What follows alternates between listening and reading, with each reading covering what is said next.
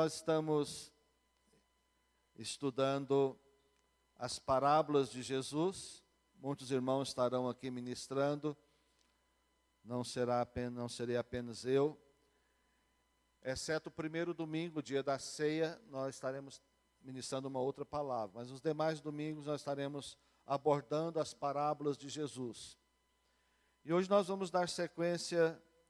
Eu quero compartilhar com os irmãos sobre duas das parábolas de Jesus.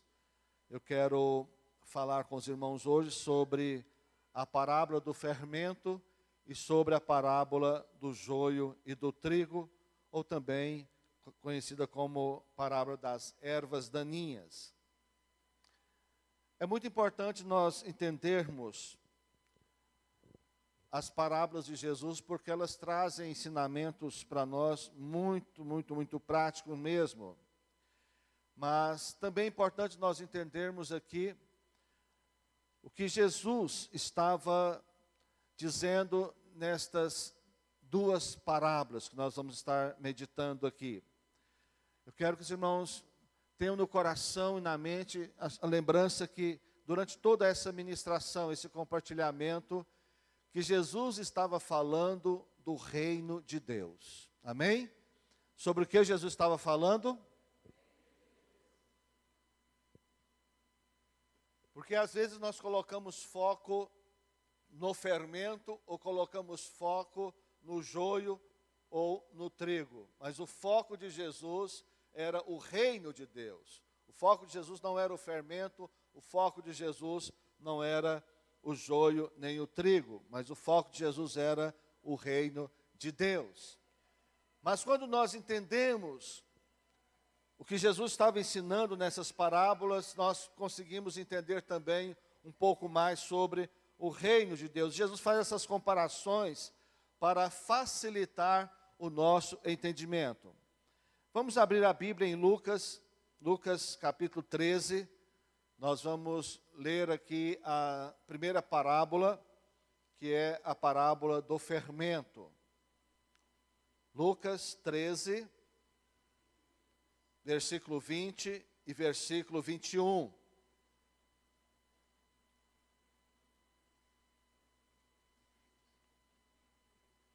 Todos têm, ok? Disse mais, Jesus é quem disse mais: a que compararei o reino de Deus? Jesus faz uma pergunta: a que compararei o reino de Deus? Ele diz: é semelhante ao fermento que uma mulher tomou e escondeu em 3 medidas de farinha, até ficar tudo levedado. O fermento na Bíblia, ora é usado como positivo e ora é usado como negativo. E talvez, na Bíblia, o fermento é mais vezes usado negativamente do que positivamente. Mas, nesse contexto aqui, Jesus está usando o fermento de maneira positiva. Então, entender o contexto é importante para nós entendermos aquilo que nós estamos lendo. Por isso, ler versículos isolados pode nos levar a uma confusão. E o contexto, Jesus está falando do reino. Jesus está falando aqui de forma positiva do fermento. Eu repito, o foco de Jesus era o quê? O reino de Deus. E Jesus sempre, nas suas parábolas, usa coisas importantes para aquelas pessoas, mas também coisas muito simples, e geralmente coisas do dia a dia. Jesus aqui não é diferente ao usar do fermento. O fermento para os judeus era um elemento muito fundamental. Embora não tenha sido criado, inventado e descoberto pelos judeus. O fermento foi descoberto, inventado, criado pelo povo egípcio. E o povo do Egito inventa o fermento, mas o povo judeu, como um povo vizinho, desfruta do fermento. E na Páscoa, o judeu costumava limpar toda a casa de qualquer espécie de fermento. Se tivesse uma pelotinha de fermento no chão em um canto, durante a Páscoa, o judeu, que era muito religioso, muito legalista, ele limpava tudo, porque o fermento também tinha símbolo negativo.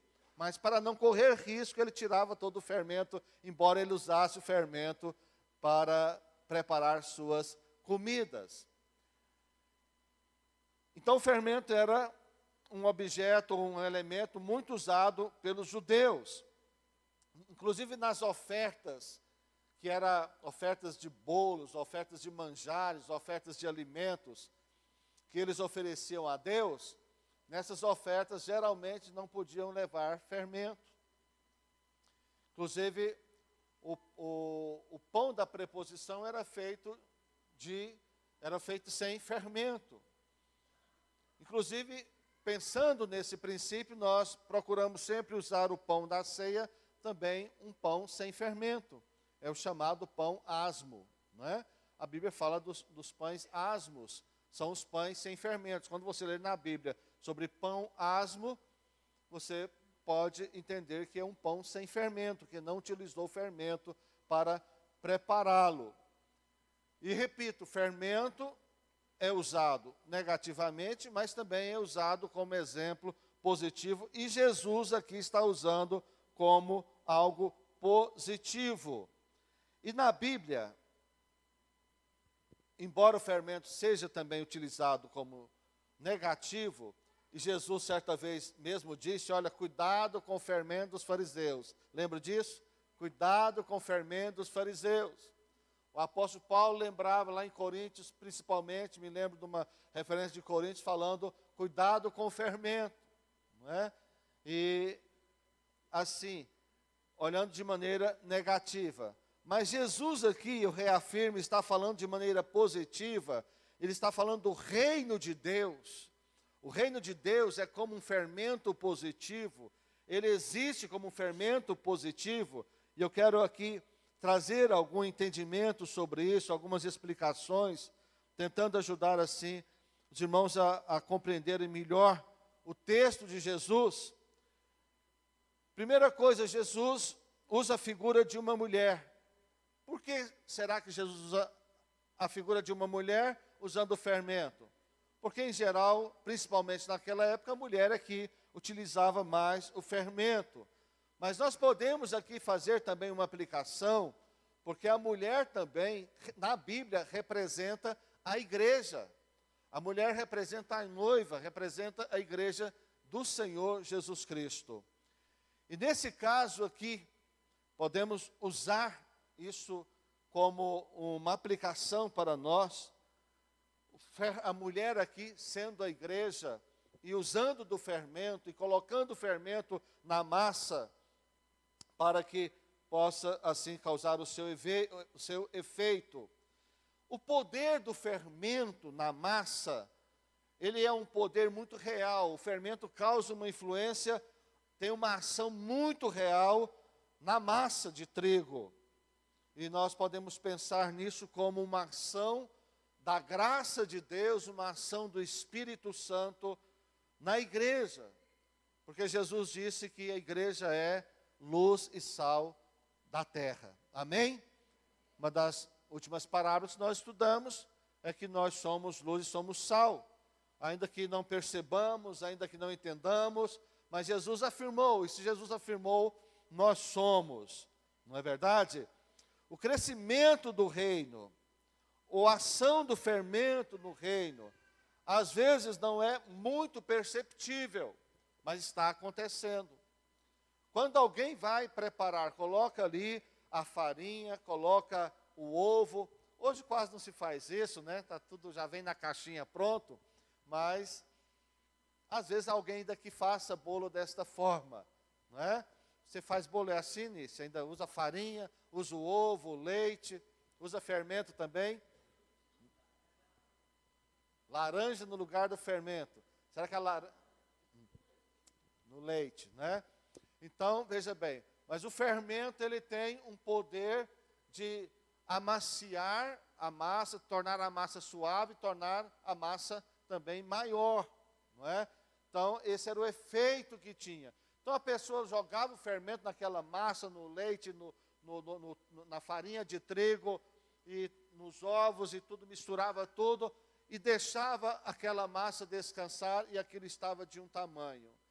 E a pessoa não ficava ali observando e mandando a massa crescer, e observando a massa se ela crescia ou não, vigiando aquela massa. Deixava ela descansar.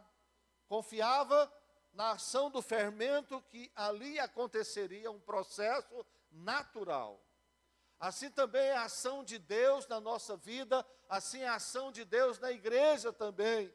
A presença de Deus, o reino de Deus funciona desta forma. Nós devemos usar os elementos que temos e descansar no Senhor, amém?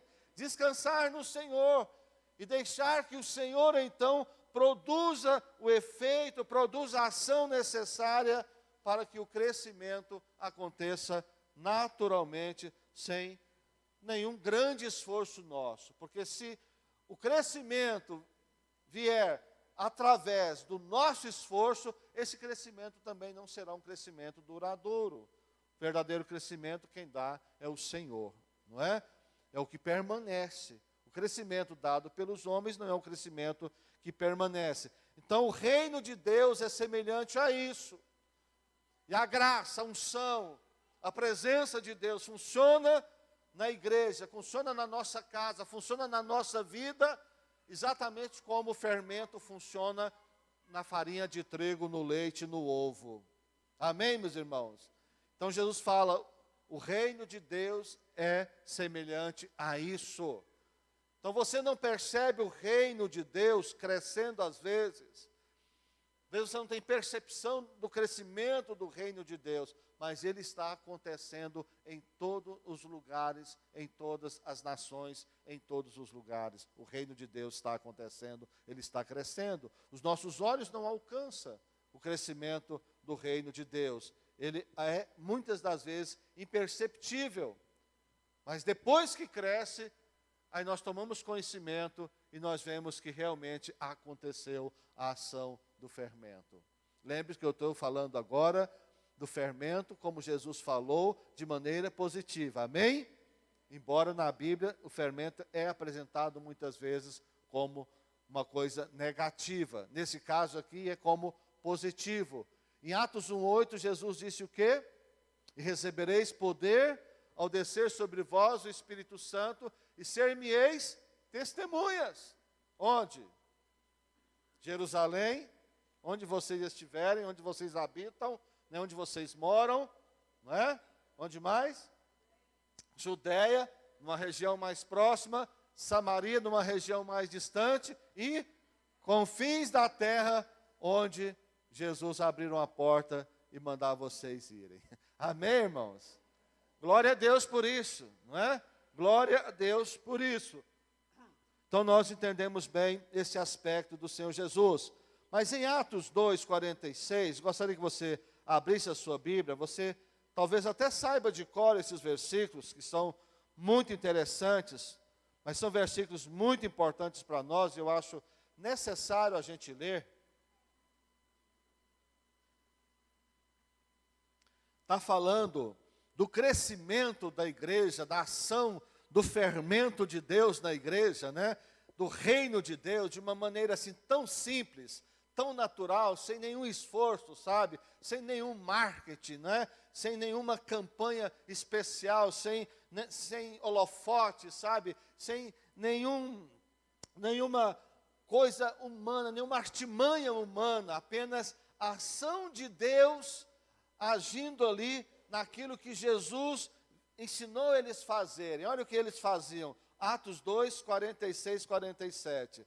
Só isso que eles faziam. Diariamente. Quando? O que eles faziam? Perseveravam unânimes. Separavam, como eram separados? Perseveravam separados. Um perseverava numa coisa, outro perseverava noutra coisa. Não. Diariamente perseveravam unânimes. Onde? No templo, partiam pão de casa em casa e tomavam as suas refeições com alegria e singeleza de coração. Pastor, mas todos os dias? Talvez não seja todos os dias. Eu não tenho aqui para você o entendimento. Eu não estudei, não pesquisei no original se esse diariamente aqui quer dizer todos os dias mesmo, né? De domingo a sábado, não sei. Mas diariamente é uma expressão que também nos dá um entendimento de constantemente, não é? De constância, sabe? De repetição, de não desistir, de continuar, de perseguir o propósito. Partia o pão de casa em casa e tomava suas refeições com alegria e singeleza de coração. Coisa mais simples. Essa era a estratégia da igreja primitiva. Não tinha televisão, não tinha rádio, não tinha internet, né? Não tinha teatro, não tinha instrumento, não tinha nada. Mas tinha coração e isso fazia toda a diferença. Olha só, louvando a Deus e contando com a simpatia de todo o povo. Isso aqui me chama muita atenção. Isso aqui me preocupa, não é? Louvando a Deus e contando com a simpatia de todo o povo. Nós somos chamados por Deus. E nós precisamos de fazer algo onde estivermos, não é? Diariamente, onde estivermos, devemos ser um instrumento de Deus. Mas também precisamos ser uma bênção onde estivermos. E meditando nesse texto, eu penso que nós como igreja, estou falando para nós aqui na Vila União, nós precisamos de fazer algo específico, talvez especial, aqui dentro do setor União. Vocês não acham? Nós precisamos de fazer algo, estamos aqui, dentro do setor União, dentro da Vila União. Precisamos de algo aqui que alcance muitas pessoas, muitas vidas, e que conquistemos a simpatia das pessoas. Devemos fazer pelas pessoas, não simplesmente para que elas venham para a igreja, porque essa é a ideia do crente, né? Vou fazer para trazer a pessoa para a igreja. Não, vamos fazer para as pessoas, porque as pessoas precisam de nós, precisam ser abençoadas. Vamos servir as pessoas. Você tem disposição para servir as pessoas que você não conhece? Pessoas que não vêm à igreja, talvez nunca virão à igreja, mas vamos servi-las a si mesmo. Porque se nós tivermos a simpatia das pessoas, nós já alcançamos alguma coisa, vocês não acham? Porque esses aqui alcançaram a simpatia de todo o povo. E com isso alguma coisa acontecia. Olha o fermento funcionando na igreja primitiva aqui.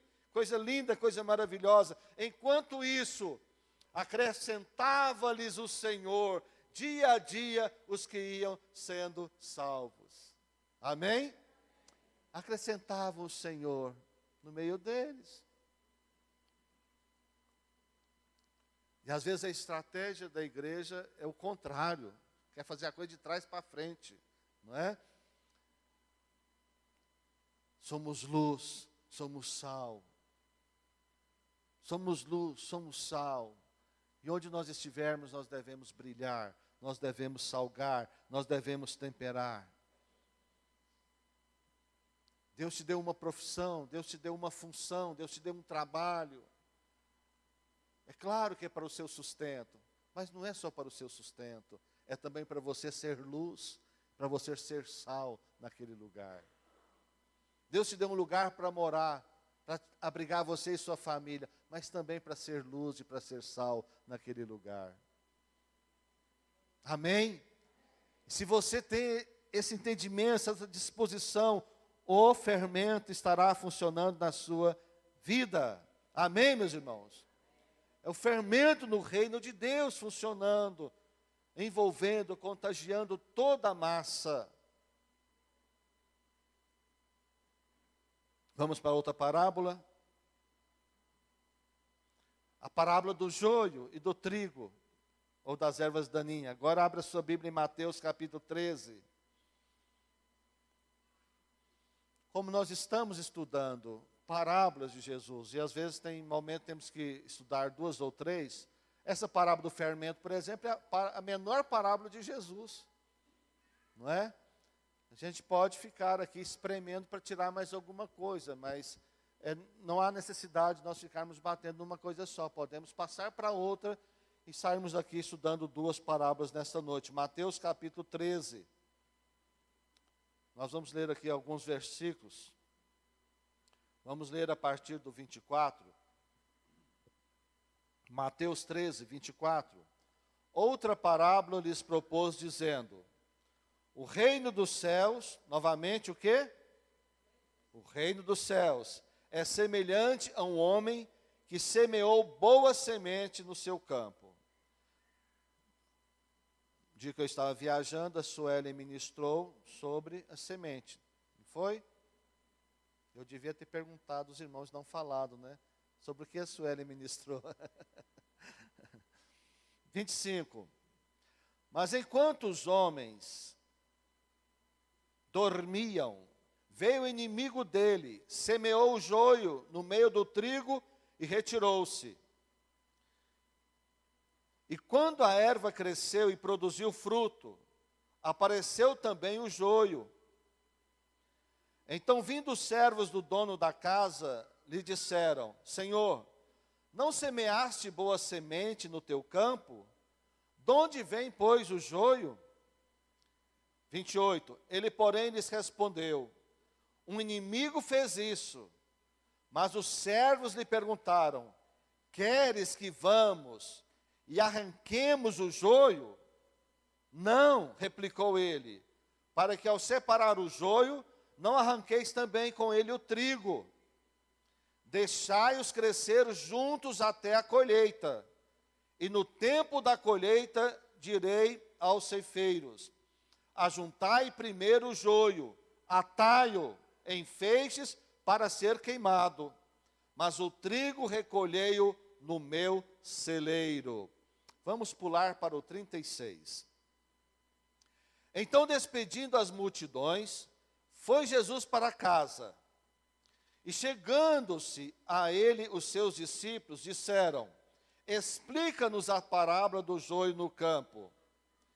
E ele respondeu: o que semeia a boa semente é o Filho do homem. O campo é o mundo. A boa semente são os filhos do reino. O joio são os filhos do maligno. O inimigo que o semeou é o diabo. A ceifa é a consumação do século. E os ceifeiros são os anjos. Pois assim como o joio é colhido e lançado ao fogo, assim será na consumação do século. Mandará o Filho do homem os seus anjos, que ajuntarão do seu reino todos os escândalos e os que praticam a iniquidade. 42. E os lançarão na fornalha acesa, ali haverá choro e ranger de dentes. Então os justos resplandecerão como o sol, no reino de seu Pai. Quem tem ouvidos, ouça. Amém? São vários personagens aqui, não é? Mas nós não vamos nos detalhar aos personagens, aqui deter aos personagens. Nesse tempo, era muito comum, naquele período, um inimigo plantar praga na lavoura de outra pessoa. Com qual propósito? É claro que toda lavoura, por si só, ela gera praga, mas uma quantidade fácil de cuidar. Mas nesse caso aqui, é porque Jesus estava falando de uma experiência que era comum naqueles dias. Quando alguém queria tomar a terra de outro, expulsar outro da região, quando esse outro semeava, ele ia lá durante a noite e jogava sementes de pragas, não é? De ervas daninhas, para que crescesse e matasse o trigo da pessoa e a pessoa ficasse empobrecida e tinha que vender a terra e sair dali. Coisa de grilheiro, né? Grilheiro sempre houve na face da terra, não é coisa nova, não. Sempre houve isso em todos os lugares, não é? E nesse tempo também havia pessoas assim. Agora, nascer joio no meio do trigo também era comum. Nascer joio no meio do trigo não era algo novo, não era novidade para eles.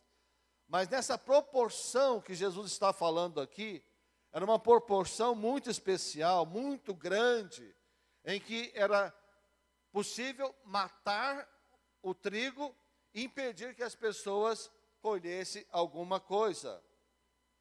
O que extraímos de ensinamento aqui? Primeiro, que é normal existir joio no meio do trigo. É muito normal que haja joio no meio do trigo. Mas, uma outra coisa, era normal também, pela pergunta dos trabalhadores, era normal que os trabalhadores arrancassem o joio que estava no meio do trigo. Isso era normal. Mas nesse caso específico da parábola, os trabalhadores perguntam ao dono da lavoura se deviam arrancar o joio. Ele disse: não, dessa vez não. Dessa vez não. Não deve arrancar. Porque está sendo muito. Não deve arrancar de maneira alguma. Não deve arrancar. Não deve fazer dessa maneira. Porque Jesus estava dando aqui uma orientação, uma explicação, fazendo uma comparação de como deveria ser o reino de Deus. Então, dentro do reino de Deus existe joio e existe trigo. E às vezes o ser humano quer arrancar dentro do reino de Deus o joio, separar o joio do trigo. Jesus diz aqui claramente que não temos esse papel. Não temos essa função de separar o joio do trigo. Isso não é função do pastor, não é função do líder. Não é. A nossa função é semear, a nossa função é cuidar da lavoura, e a nossa função é deixar que cresça, que desenvolva. Mas, pastor, e o joio no meio do trigo não prejudica? Muitas das vezes, sim. Mas está claro que nós não somos responsáveis por remover. Deixe isso com o Senhor. Amém, meus irmãos? Não vamos ser negligentes e descuidados, né? Os irmãos estão me entendendo, não é verdade? Creio que os irmãos estão me entendendo. Agora, naquele momento, naquela quantidade de joio que havia ali, se arrancasse, o que aconteceria? Arrancando o joio, arrancaria também o trigo junto.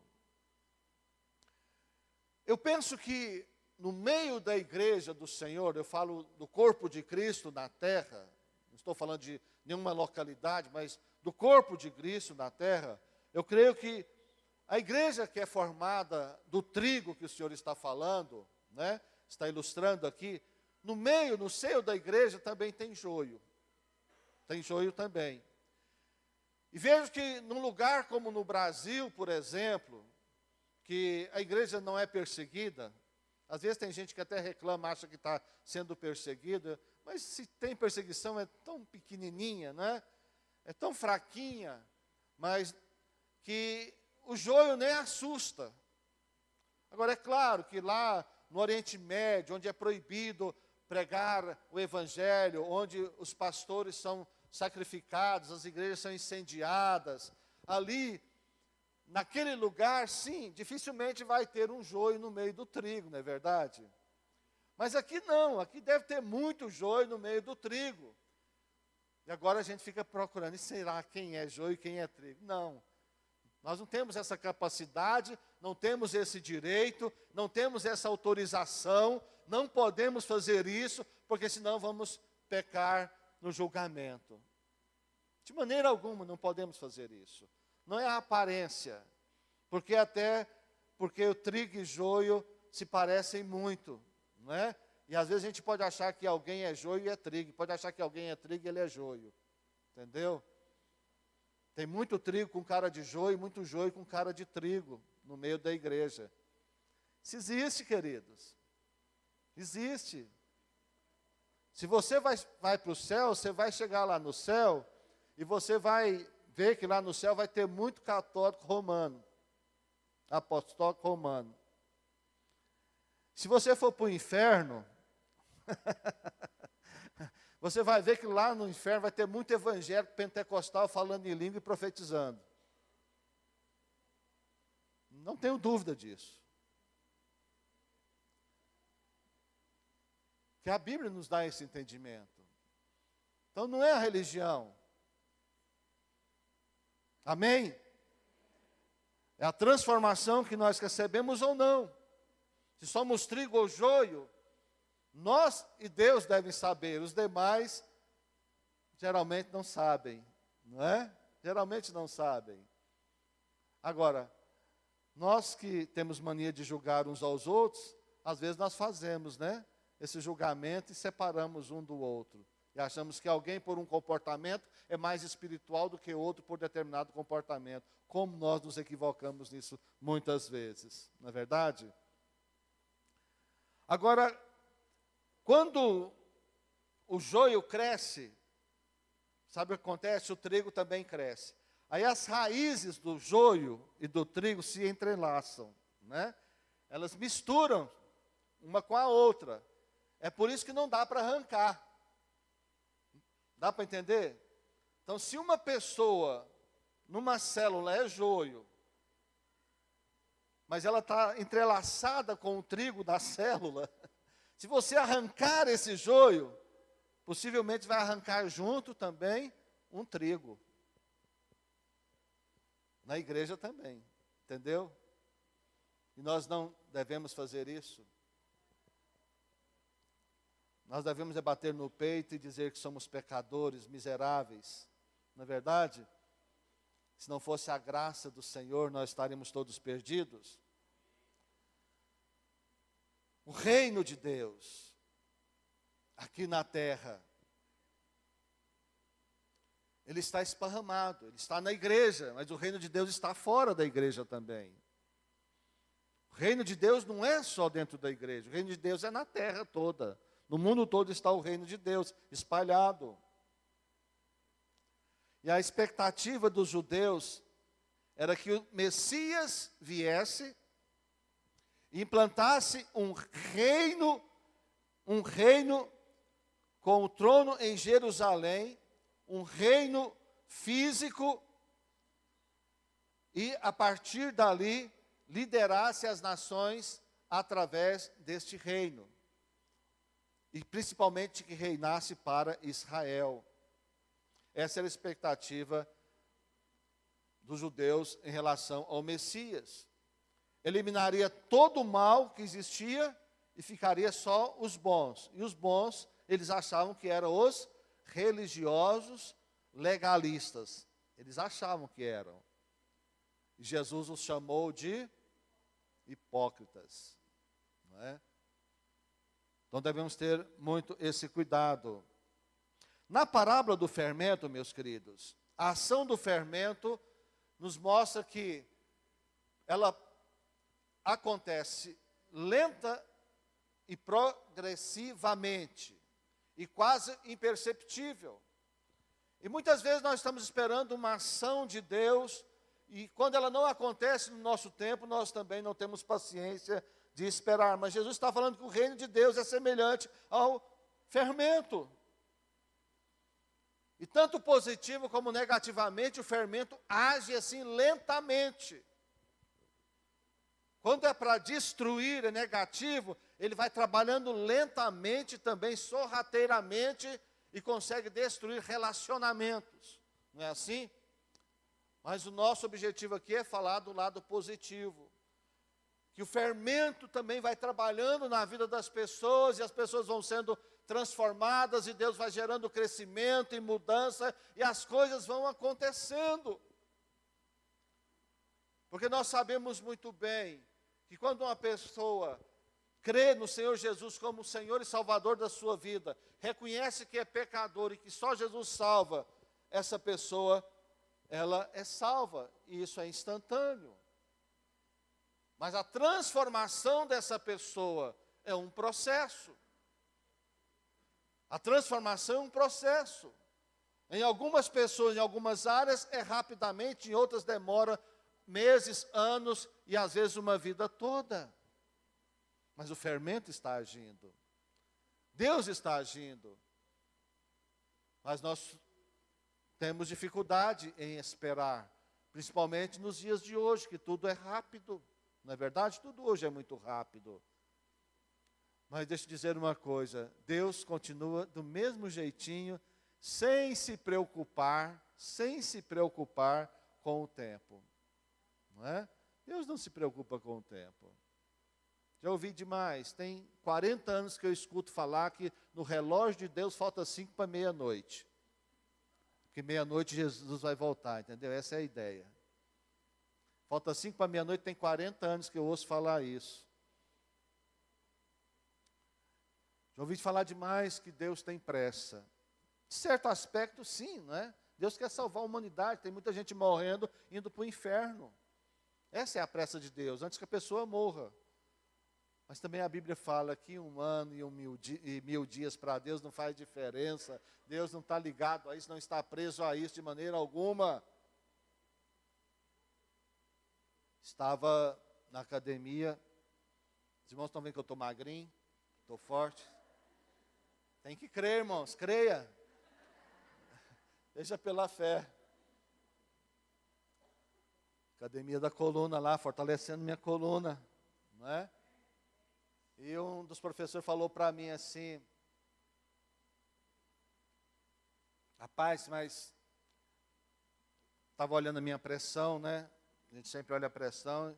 Ele olhou, me pegou a minha ficha e falou assim, rapaz, você vai fazer 60 anos. Pô, eu falei, pois é, essa cara de menino, né?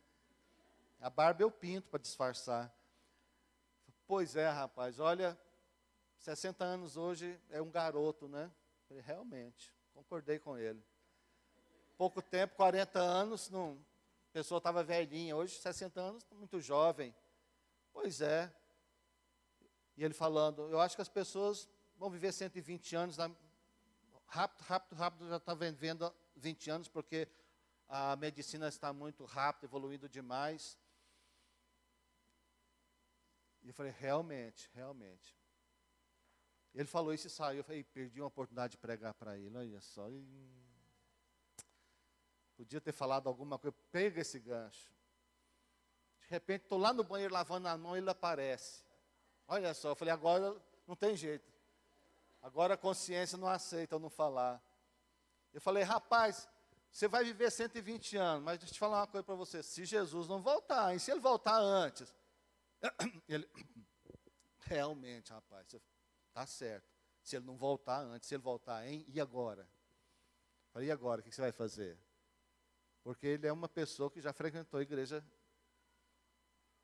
evangélica. Então ele conhece um pouco, tem uma certa noção da Bíblia. Pelo menos uma pincelada eu consegui dar, mas quase que eu perco a oportunidade. Não é? A gente perde oportunidades. Não é verdade? Às vezes perde. Então, queridos, a massa tem que descansar para o fermento agir. Não é? Muitas vezes você está precisando de descansar no Senhor. Descanse no Senhor. Você está correndo demais, está lutando demais, está se esforçando demais, está cansado já de determinada situação. Está precisando de descansar.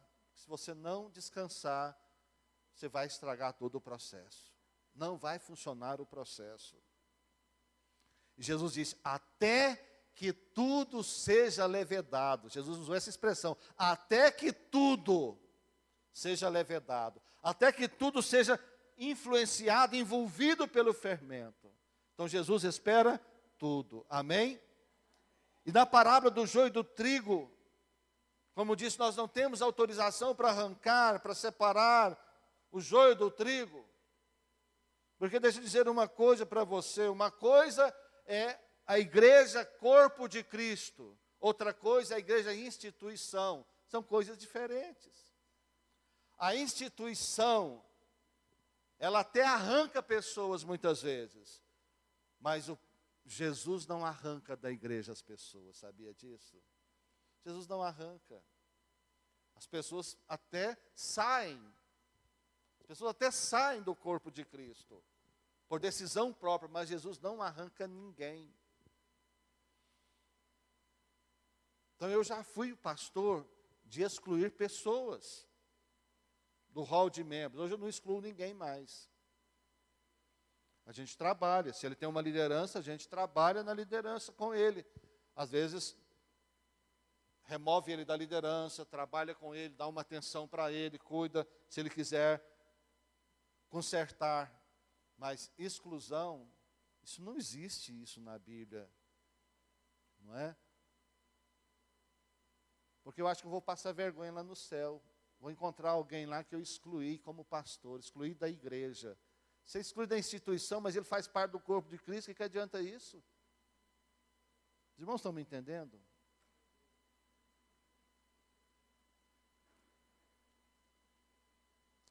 Precisamos separar essas coisas, não é? Agora Jesus fala do juízo final, que haverá separação. Mas quem vai fazer isso? Os anjos, não é? Haverá o dia que o anjo vai separar o joio do trigo. Mas isso só no juízo final. Não somos nós que devemos fazer isso aqui. Poucos dias eu vi uma reportagem falando sobre o trigo, a diferença do trigo e do joio. Isso era por um profissional, se não me engano, um agrônomo, né? Companheiro do Marcelo. Um agrônomo falando que o trigo tem uma virtude que quando a máquina passa, aquelas máquinas que estão trabalhando ali, não sei exatamente qual máquina que era que ele estava falando, que o trigo ele dobra e quando a máquina passa, o trigo se levanta. Mas o joio, quando a máquina passa, ele dobra e quebra, ele não tem flexibilidade, e aí ele não volta. Entendeu isso? Essa é a diferença. Então, no reino de Deus, quem é trigo se dobra, se quebranta diante do Senhor e se levanta. Mas quem é joio, se quebra e morre. Né? Também dizem que os cachos são semelhantes. Que o joio também produz muito parecido ao trigo, mas que é oco. Não tem conteúdo dentro da sua, como chama? Não é a semente, se é a semente, aquela casquinha ali, não sei, não é? Falta o conteúdo, falta a essência, sabe? Agora, nós não temos um aparelho para detectar, não é? A não ser o discernimento do Espírito Santo. É claro que o Espírito pode nos mostrar, nos revelar, mas o Espírito não fica preocupado em ficar fazendo isso como raio-x na vida das pessoas, não é? Não, não fica. Então essas duas parábolas, o fermento e o joio e o trigo, é o que nós tínhamos para compartilhar com os irmãos hoje. E eu quero pedir aos irmãos que fiquem de pé.